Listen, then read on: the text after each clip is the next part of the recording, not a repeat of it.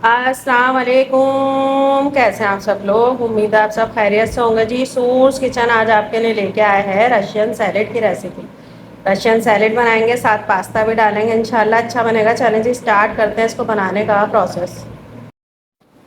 Russian salad जो हम बना रहे हैं जी, हम पास्ता के साथ बना रहे हैं। 1 कप मैंने शेल पास्ता ले लिया है जी। शेल के शेप का आपको जो शेप पसंद हो आप वो ले लें। एक मीडियम साइज के आलू को चकोर काट लिया है जी। 1/2 कप मटर है और एक गाजर को भी चकोर काट लिया है।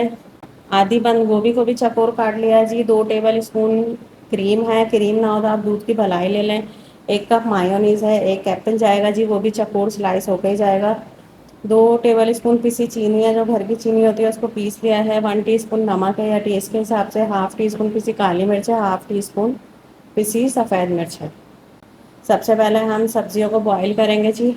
आलू मटर गाजर को हम बॉईल करेंगे और पास्ता को बॉईल करेंगे। पानी बॉईल करने रख दिया था जी, इसमें आलू डाल देंगे। आलू अच्छी तरह बॉईल हो गए जी, फुल टर्न करना है सबको। मैं इनको निकाल लूँगी। इसी में हम गाजर मटर डाल देंगे, गाजर मटर भी फुल टर्न करेंगे। मटर और गाजर भी बॉईल हो गए जी, टर्न हो गए फुल। इनको निकाल लेंगे और इन सारी सब्जियों को हम बिल्कुल चिल वाटर में डालेंगे।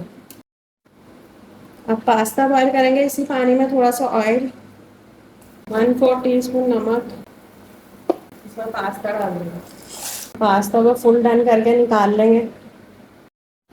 आलू मटर गाजर तीनों को बॉईल करके निकाल लिया जी। पास्ता को भी बॉईल कर लिया। मायोनीज में पिसी चीनी नमक काली मिर्च सफ़ेद मिर्च डालेंगे, क्रीम डालेंगे, तो मिलाएंगे अच्छी तरह।